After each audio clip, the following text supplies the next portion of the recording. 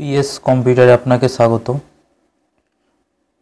আজ আমরা দেখাবো হরাইজন্টাল লুকআপ কিভাবে করবেন। তো চলুন ভিডিওটি শুরু করা যাক।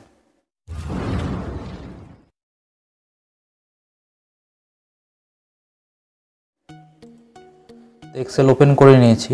ওপেন করে নেওয়ার পর এখানে একটা টেবিল আমি তৈরি করে রেখেছি। এটা আগের টেবিলটাই, যদি ভার্টিক্যাল লুকআপ ভিডিওটা না দেখে থাকেন দেখে নেবেন। তো ভার্টিক্যাল লুকআপের যে টেবিলটা বানিয়েছিলাম সেই টেবিলটাকে আমি ঘুরিয়ে নিয়েছি হরাইজন্টাল লুকআপ মানে এইচ লুকআপ করার জন্য। তো এখানে দেখুন প্রোডাক্ট নেম লেখা আছে এবং পাশে পাশে প্রোডাক্টের নামগুলো দেওয়া আছে। তো এখানে প্রোডাক্ট নেম এবং পাশে পাশে প্রোডাক্টের নামগুলো দেওয়া আছে। এই একইভাবে এখানে সেল প্রাইসগুলো দেওয়া আছে, সেল কোয়ান্টিটি লেখা আছে এবং টোটাল লেখা আছে। এবার হরাইজন্টাল লুকআপ আমরা কীভাবে করব। ধরুন আমরা ইউপিএস এর সেল প্রাইসটা জানতে চাই। ভার্টিক্যাল লুকআপে যেভাবে ফর্মুলা ইউজ করেছিলাম একই রকম ফর্মুলা, শুধু একটু চেঞ্জ আছে। দেখুন সেই চেঞ্জটা কী হবে। তো হরাইজন্টাল লুকআপের জন্য ফর্মুলা লিখব সমান এইচ লুকআপ,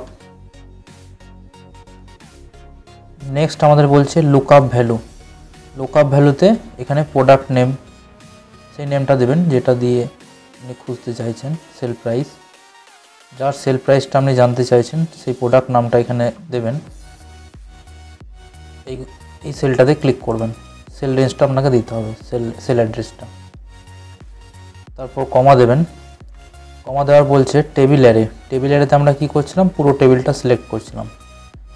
সেম একইভাবে এখানেও আমরা পুরো টেবিলটাকেও সিলেক্ট করব। সিলেক্ট করে নিলাম, নেক্সট কমা দেবো। কমা দেওয়ার বলছে রো ইন্ডেক্স নাম্বার। ভার্টিক্যাল লুকআপের ক্ষেত্রে হচ্ছিল কলাম ইন্ডেক্স নাম্বার, আর এখানে হবে রো ইন্ডেক্স নাম্বার। এখানে আমরা কি দেখতে চাই, সেল প্রাইস। তো সেল প্রাইস আমার কত নম্বর রোয়ে রয়েছে, 1 নম্বর, 2 নম্বর রোয়ে আমার সেল প্রাইস রয়েছে, তো এখানে আমরা 2 লিখব। তারপর আবার কমা দেবো। এক্স্যাক্ট ম্যাচের জন্য আমরা কি করেছিলাম, 0, সেম এখানে আমরা 0 দেবো, ব্র্যাকেট ক্লোজ করব, এন্টার দেবো। দেখুন সেল প্রাইস বেরিয়ে গেছে। একইভাবে আমরা প্রোডাক্ট নেম চেঞ্জ করলে অটোমেটিক আমাদের সেল প্রাইস চেঞ্জ হয়ে যাবে। আগের দিন আমাদের লিস্ট বানানো দেখিয়েছিলাম, যে লিস্টে ক্লিক করলেই আমরা সেল প্রাইস দেখে নিতে পারবো, আমাদেরকে এখানে প্রোডাক্ট নেম লেখার কোনো প্রয়োজন পড়বে না। তার জন্য কি করেছিলাম, সেলটা সিলেক্ট করেছিলাম, ডেটা ট্যাবে গিয়েছিলাম এবং ডেটা ভ্যালিডেশনে যাওয়ার পর এখান থেকে আমরা অ্যালাউ বক্স থেকে এখানে লিস্ট সিলেক্ট করেছিলাম। লিস্ট সিলেক্ট করার পর এখানে সোর্সে ক্লিক করব এবং আমার যে ভ্যালুগুলো রয়েছে সেই ভ্যালুগুলো সিলেক্ট করব।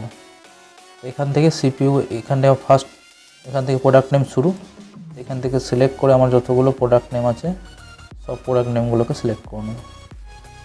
সিলেক্ট হয়ে গেলে এখানে আমরা ওকেতে ক্লিক করব। দেখুন এখানে প্রোডাক্ট নেম সব চলে এসেছে।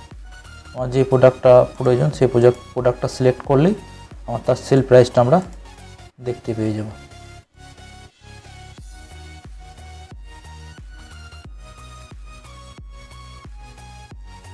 এই ছিল আজকের ভিডিও।